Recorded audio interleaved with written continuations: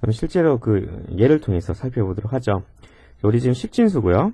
10진수고 지금 여기 있는 자료들 보시면 아시겠지만 두 자리죠. 자릿수가 2입니다. 자릿수가 2니까 이 경우 10진수니까 모두 10개의 버킷이 필요하겠죠. 왜냐면 10진수니까 0부터 9까지 모두 10개의 버킷, 각각의 자릿수별로 버킷이 필요하고, 각각의 자릿수별로 정리를 실시하니까 먼저 1의 자릿수에 대해서 먼저 기수 정리를 실시하고, 그 이후에 10의 자릿수에 대해서 기수 정리를 실시하게 되겠습니다. 만약에 100짜리다 그러면 어떻게 될까요?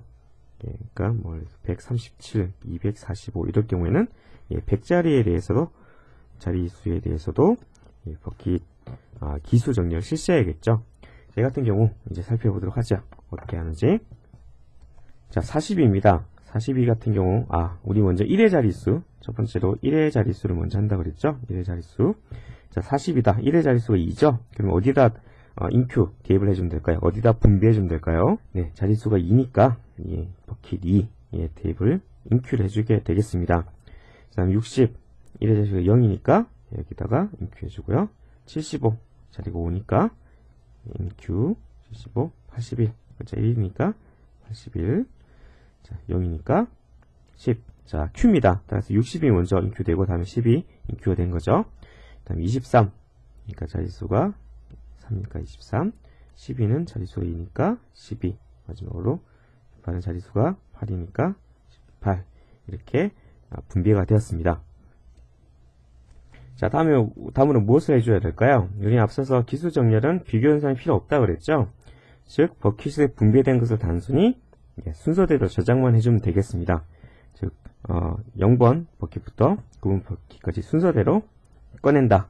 즉, DQ가 되는 거죠. 버킷으로부터 DQ를 해주면 되겠습니다. 즉, 0부터 60, 12 DQ가 되고요. 없어지죠. 그 다음에 1, 81이 DQ가 되고, 42, 12가 되고, 23, 75, 마지막으로 8, 이렇게 저장됐음을 알 수가 있습니다. 이제 드디어 1자릿수, 1의 자릿수에 대해서 기수 정리가 끝났고, 이제 10자릿수의 10의 자릿수에 대해서 기수 정리를 실시해주면 되겠습니다.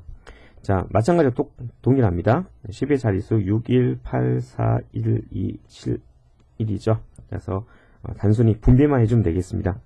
자, 6이니까 어디에 넣어줄까요? 여기에 넣어줘야겠죠. 그래서 60, 10에서 1이니까 10, 그리고 82는 8이니까 81, 42, 그리고 1에서 12, 23, 75, 그리고 8, 2, 저장이 되었습니다. 분배되었습니다. 이제 그 다음 단계는 뭐죠? 저장하는 단계입니다. 어떻게 해요?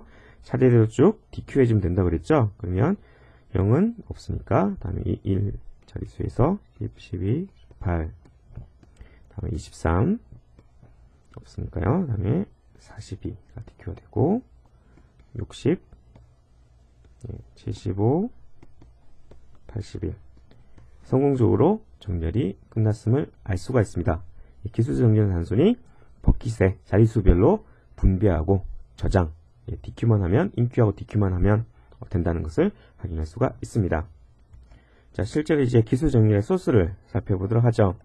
전달받는 파라미터는 배열과 그리고 개수, 이 같은 경우에 기수, 10진수인지 여부죠. 10진수, 8진수와 같이 기수와 그리고 자릿수를 입력 파라미터로 봤습니다.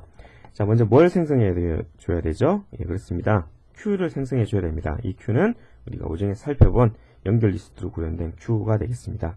그래서 몇 개만큼, 기수만큼 생성을 해주는 거죠. 기수만큼 생성해주고, 각각에 대해서 Q를, 그러니까 버킷을 생성해주면 알 수가 있습니다. 중간에 만약에 메모리 오류가 나면 기존에 생성됐던 것들에 대해서 메모리 해제해주는 소스가 구현되어 있습니다. 그래서 약간 복잡해 보이는데 심플합니다. 여기까지는 기수별로 레딕스 개수만큼 Q, 버킷을 생성해준다. 자, 그런 다음에 어떻게 해준다 그랬죠? 자릿수만큼 루프를 돌면서 1의 만약에 1의 자릿수, 10의 자릿수라고 그러면 1의 자릿수 먼저, 다음에 10의 자릿수 이렇게 두 번 루프를 도는 거죠. 루프를 돌면서 먼저 각 자릿수별로 자료를 끄집어 오는 거죠. 노드를 값을 저장을 하고요. 그리고 그 노드를 인큐해 주는데, 자, 여기서 이 부분이 뭘까요? 이 부분이 y 나누기 팩터 퍼센트 레딕스.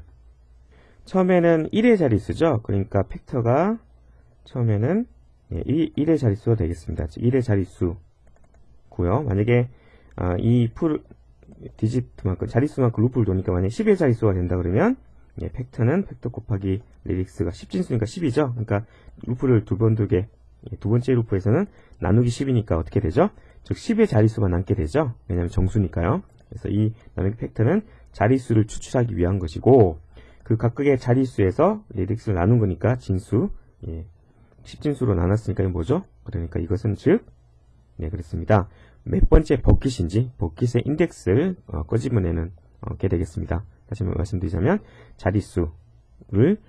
해당 자릿수의 값을 추출하고, 그리고 거기서 해당 버킷의 인덱스를 추출하는 그런 소스가 되겠습니다. 그래서 해당 Q에다 대고 뭘 한다는 거죠? 인큐를 해주는 거죠. 값을 인큐를 해줍니다. 그래서 인큐를 해주고, 그 다음에 어떻게 해주죠? 그 다음에 루프를 돌면서 모든 버킷에 대해서 루프를 돌면서 Q의 자료가 없을 때까지 DQ를 해주게 되겠습니다. 그래서 DQ를 해줘서 그 값을 차례대로 대입을 해주는 거죠. 물론 메모리 해지를 DQ한 이 노드에서 메모리 해지해준다는 점을 주의하시고요. 그래서 1의 자릿수가 끝났으면 다음에 10의 자릿수 해야 되죠. 10의 자릿수는 100의 자릿수. 그래서 레딕스 자릿수를 그렇게 곱해주면 10진수니까 곱하기 10씩 이렇게 해주면 알 수 있겠습니다. 그래서 모든 자릿수에 대해서 루프를 돌면서 차례대로 분배 그리고 저장함을 통해서 기수 정렬이 수행됨을 확인할 수가 있습니다. 자, 기수 정렬의 비교 연산은 없죠. 단순히 분배하고 저장하는 거니까 이동 연산만 있습니다. 이 경우 몇 번의 이동이 필요할까요? 시간 복잡도가 5의 d 곱하기 n이 알 수가 있습니다. 그래서 만약 d는 자릿수죠. 만약에 10의 자릿수다 그러면 2번이죠.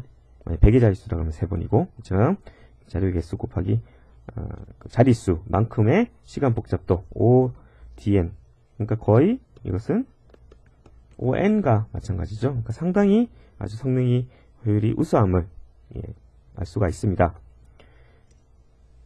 물론 이 경우 최선 평균치 모두 다 5의 dn이고요. 자, 그러면 정렬의 안정성은 어떻게 되죠? 유지가 됩니다. 즉 안정 정렬이 중 하나입니다. 자, 그러면 성능도 가장 지금까지 봤던 것 중 가장 빠르고 정렬의 안정성도 유지되니까 기수 정렬을 무조건 써야 되는 것이 아니냐. 하지만 기수 정렬의 단점이 있죠. 어떤 단점이 있죠? 기수는 맞습니다. 자릿수라고 했지 않습니까? 자릿수이기 때문에 문자에는 좀 어렵겠죠. 보통 숫자인 경우면 이렇게 적용할 수 있다는 그런 단점이 있고요. 그리고 Q라든지 이런 추가적인 메모리 공간이 추가적인 메모리 공간이 또 필요하다는 단점이 있다는 것을 확인할 수가 있습니다. 따라서 기수 정렬을 만약 문자열 데이터라든지 그리고 추가적인 어떤 메모리에 대해서 어떤 부담이 있는 상황이라면 기수 정렬이 적용되기 어렵다는 그런 특성이 있습니다.